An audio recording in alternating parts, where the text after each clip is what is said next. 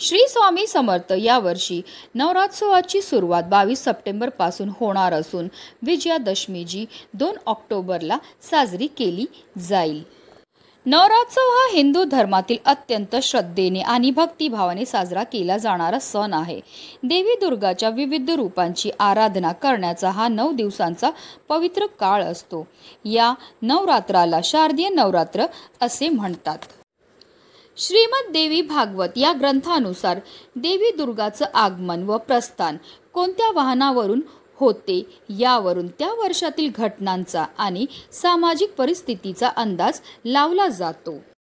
यंदा 2025च्या शारदीय नवरात्रीमध्ये देवी दुर्गा हत्तीवर येईल, कारण नवरात्रीचा प्रारंभ सोमवारी म्हणजेच 22 सप्टेंबर रोजी होत आहे।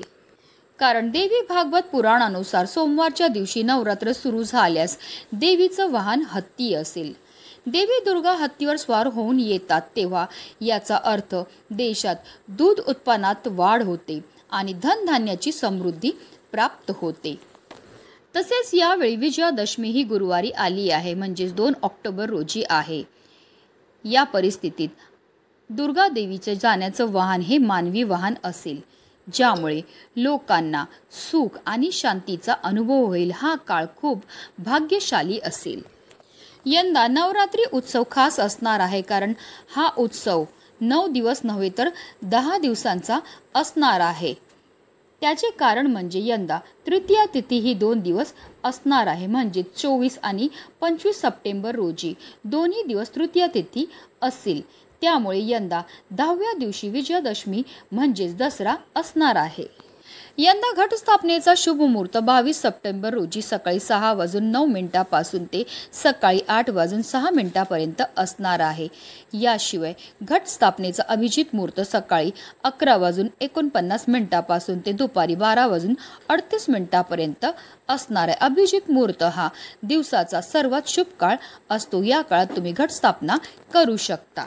नवरात्रीच्या काळात देवी दुर्गा आपल्या घरामध्ये प्रवेश करते असे म्हटले जाते आणि म्हणूनच घटस्थापनेच्या अगोदर म्हणजेच नवरात्रीच्या आधी आपल्याला घरातून बाहेर ही एक वस्तू काढायची। ही वस्तू काढल्यामुळे आपल्या घरामध्ये माता राणीचं आगमन हे होणार आहे, ज्यामुळे आपल्या जीवनामध्ये असणारी जी गरिबी आहे, दोष आहे, दारिद्र्य आहे ते दूर होऊन आपल्या घरावर अखंड माता राणीची कृपा ही होणार आहे। तर ती कोणत्या वस्तू आपल्याला घराच्या बाहेर काढायची आहे त्याबद्दल सविस्तर आणि महत्त्वाची माहिती मी तुम्हाला या व्हिडिओमध्ये देणार आहे। तर व्हिडिओ पूर्ण पहा आणि जर तुम्ही माझ्या चॅनलवर नवीन असतील तर चॅनलला सबस्क्राईब करा आणि शेजारी बेल आयकॉन सुद्धा प्रेस करा, जेणेकरून तुम्हाला माझ्या नवनवीन व्हिडिओचं नोटिफिकेशन हे मिळत राहील आणि तुम्ही एक पण व्हिडिओ मिस करणार नाही।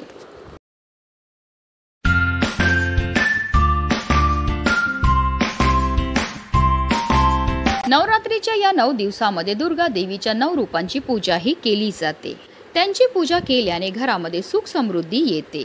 या 9 दिवसांमध्ये सकाळ संध्याकाळ आरती जप केल्याने घरातील वातावरण सकारात्मक राहतं। धार्मिक शास्त्रानुसार नवरात्रीला खूप महत्त्व आहे, कारण नवरात्रीत देवी जागृत अवस्थेत असते आणि देवी सूक्ष्म रूपामध्ये आपल्या घरामध्ये वासही करत असते। म्हणून आपण सगळेजण जे नवरात्रीमध्ये आवर्जून आपल्या घराची स्वच्छताही करत असू, कारण आपल्याला माहिती आहे ज्या घरामध्ये घाण असते, अस्वच्छता असते, तशा घरामध्ये कधीही देवी आई प्रवेश करत नाही आणि म्हणूनच नवरात्री सुरू होण्याच्या अगोदरच आपल्याला आपल्या घराची स्वच्छताही करायची। तसेच आपल्या घरातनं या काही वस्तू आहेत ज्या आवर्जून आपल्याला घरातनं बाहेर काढायच्यात। या वस्तू जर आपल्या घरामध्ये असतील तर माता लक्ष्मी किंवा दुर्गा माता आपल्या घरामध्ये प्रवेशही करणार नाही आहे आणि म्हणूनच आपल्याला आवर्जून आपल्या घराची स्वच्छताही करायची। त्यामध्ये सगळ्यात पहिली वस्तू जी आपल्याला आपल्या घरातनं बाहेर काढायची ते म्हणजे तुटलेला तवा किंवा तुमच्या घरामध्ये स्वयंपाकघरामध्ये पोलपाट लाटणी जर असेल तर ती आपल्याला आवर्जून नवरात्रीच्या अगोदर आपल्या घरातून बाहेर काढायची आहेत, कारण तुटलेली भांडी स्वयंपाकघरात ठेवू नये असे आपल्या शास्त्रात सांगितले आहे।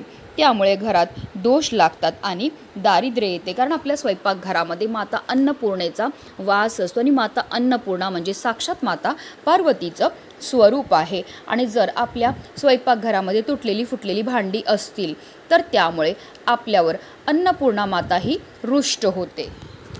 पुढची वस्तू म्हणजे देवघरातील गळणारी समई किंवा निरांजन किंवा दिवा.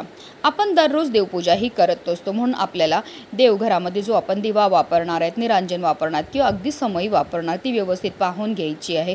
ती कुठेही खराब नसावी किंवा तुटलेली फुटलेली नसावी, कारण जर आपण देवांपुढे दिवा लावला तो गळत असेल तर त्यामुळे सुद्धा आपल्याला दोष हे लागत असतात. त्याचबरोबर आपण जेव्हा देवघरामध्ये देवांना ठेवण्याकरता जो कपडा वापरतो, म्हणजे ज्या कपड्यावर आपण देवांना ठेवत असतो देवघरामध्ये, तो कपडासुद्धा व्यवस्थित आपल्याला असावा, म्हणजे तो कुठेही फाटलेला नसावा किंवा अगरबत्तीने त्यावर होल पडलेले सुद्धा कपडे आपल्याला देवघरामध्ये वापरायचे नाही. जर अशा कपड्यांवर आपण आपल्या देवांना ठेवलं तर त्यामुळे आपल्यावर देवांचा कोप हा होऊ शकतो, ज्यामुळे आपल्या जीवनामध्ये अनेक प्रकारच्या समस्यांना आपल्याला सामोरंही जावं लागू शकतं.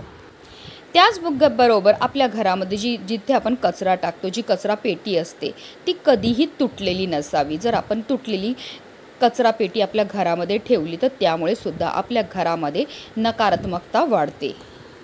त्याचबरोबर पुढची वस्तू म्हणजे झाडू.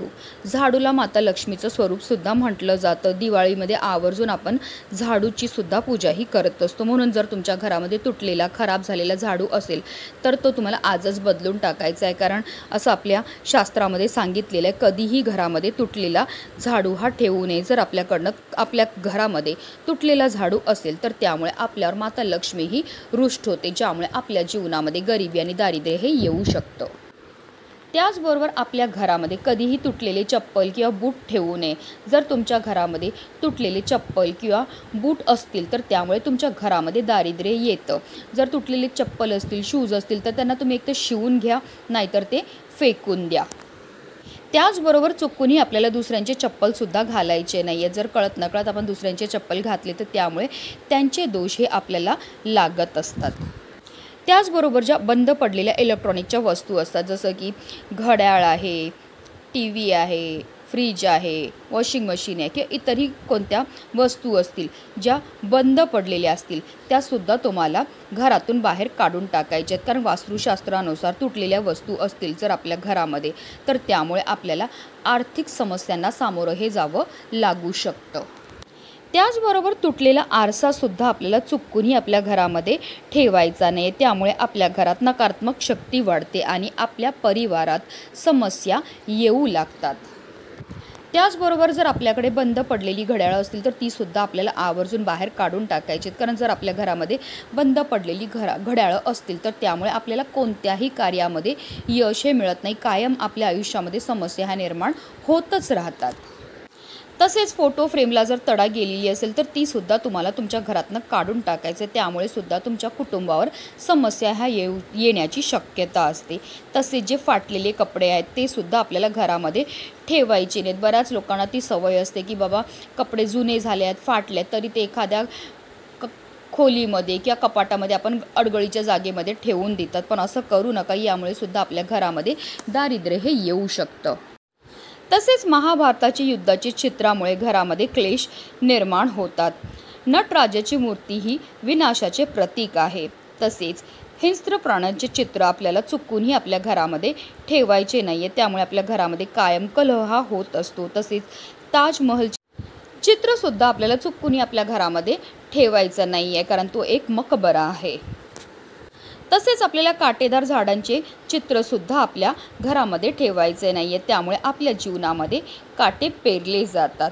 बुडणाऱ्या नावेचे चित्रसुद्धा आपल्याला चुकूनही आपल्या घरामध्ये ठेवायचे नाही. त्यामुळे आपलं सौभाग्य बुडतं. तसेच जर तुमची पर्स किंवा पाकिट फाटलेलं असेल तर ते सुद्धा तुम्हाला लगेचच बदलून टाकायचं आहे, कारण जर तुमची पाकिट किंवा पर्स फाटलेली असेल तर तुमचा खिसा जो आहे तो कायम रिकामी राहतो. माता लक्ष्मी कधीही तुमच्याकडे स्थिर राहत नाही. जर तुमच्यावर माता राणीची कृपा व्हावी असं तुम्हाला वाटत असेल तर नवरात्रीच्या अगोदर आपल्याला आवर्जून या वस्तू आहेत ज्या आपल्या घरातून बाहेर काढायच्यात. म्हणूनच व्हिडिओ जास्तीत जास्त लोकांपर्यंत शेअर करा. श्री स्वामी समर्थ. जय जय स्वामी समर्थ.